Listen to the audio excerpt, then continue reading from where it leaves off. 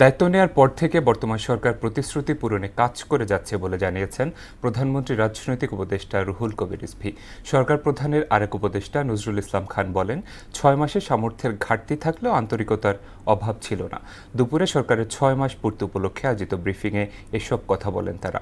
আর প্রধানমন্ত্রীর কার্যালয়ের মুখপাত্র মাহাদি আমিন বলেন, অল্প সময়ের মধ্যেই নতজানু পররাষ্ট্র নীতি থেকে বেরিয়ে এসেছে সরকার। তানজিদ ভুঁইয়ার প্রতিবেদন। ইতোমধ্যেই 6 মাস পূর্ণ করেছে তারেক রহমানের নেতৃত্বাধীন সরকার। এই পথ চলায় প্রত্যাশা আর প্রাপ্তির নানা দিক নিয়ে মতবিনিময় সভার আয়োজন করে প্রধানমন্ত্রীর প্রেস উইং। এতে প্রধানমন্ত্রীর প্রেস সচিব সালেহ শিবলি বলেন, 180 দিনেই মানুষের মর্যাদা ফিরিয়ে দিয়েছে সরকার। জনগণের কল্যাণে কাজ করার জন্য সেখানে নির্বাচনী একটি ইশতেহার ছিল। আপনারা জানেন যে নির্বাচনী ইশতেহারের 31 দফা, প্রত্যেকটা দফাকে বাস্তবায়ন করা, আমি মনে করি যদি সাফল্যের কথা বলতে যাই, এটিও একটি সাফল্য আমাদের সরকারের। অনুষ্ঠানে সরকারের গৃহীত পদক্ষেপ এবং পরিকল্পনা বাস্তবায়নের কর্মপরিকল্পনা তুলে ধরেন প্রধানমন্ত্রীর কার্যালয়ের মুখপাত্র মাহাদি আমিন। তিনি বলেন, আইন শৃঙ্খলা উন্নতি সহ বিনিয়োগ বান্ধব নীতিমালা গ্রহণ করা হয়েছে।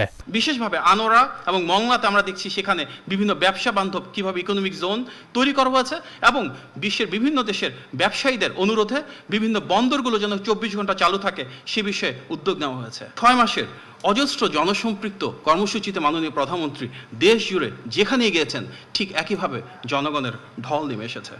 জনগণের সে আস্থা এবং বিশ্বাসকে ধারণ করেই বর্তমানে আমাদের যে সরকার সেটি বারবার জনগণের প্রতি, দেশের মানুষের প্রতি দায়িত্ব এবং দায়বদ্ধতা নিয়ে গিয়ে চলেছে। বাক স্বাধীনতা ও মানবাধিকার নিশ্চিতের পাশাপাশি নতজানু পররাষ্ট্রনীতি থেকে বেরিয়ে আসার কথাও বলেন তিনি।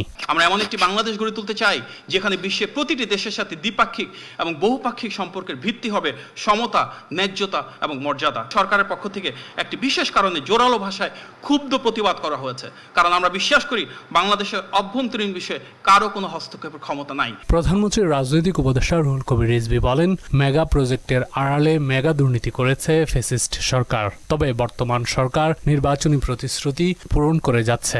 সোনালী ব্যাংক, বেসিক ব্যাংক, একটার পর একটা ব্যাংক লোপাট হয়ে গেল। অর্থনীতির এক কঠিন অবস্থা। লোক দেখানো কিছু মেগা প্রজেক্টের নামে মেগা লুটপাট, মেগা দুর্নীতির আমরা রূপকথার সমস্ত গল্প সেই সময় শুনে এসেছি, এবং যেটা অত্যন্ত বাস্তব এবং অত্যন্ত সত্য। নির্বাচনের প্রাক্কালে যে প্রতিশ্রুতিগুলো দিয়েছিলেন, যে অঙ্গীকারগুলো করেছিলেন সরকার প্রধান, সেই প্রতিশ্রুতিগুলি পূরণেই তিনি ক্ষমতা গ্রহণের প্রায় প্রথম দিন থেকে অথবা দ্বিতীয় দিন থেকে তিনি শুরু করেছেন তার কর্মযজ্ঞ। সরকারের পদক্ষেপ বাস্তবায়নে আন্তরিকতার কথা উল্লেখ করে প্রধানমন্ত্রীর আরেক উপদেষ্টা নজরুল ইসলাম খান বলেন, বিরোধিতাকে সহযোগিতা হিসেবে দেখা হচ্ছে। সামর্থ্যের ঘাটতি আছে আমাদের, প্রয়োজন অনস্বীকার্য।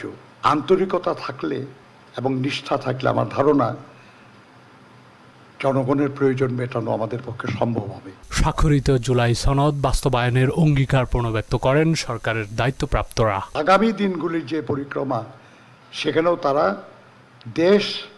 দেশের মানুষ এবং আমাদের সম্মিলিত যে সমৃদ্ধি সেটা অর্জনে তারা পাশে থাকবেন। তানজিদ ভুঁইয়া, মোহনা সংবাদ, ঢাকা।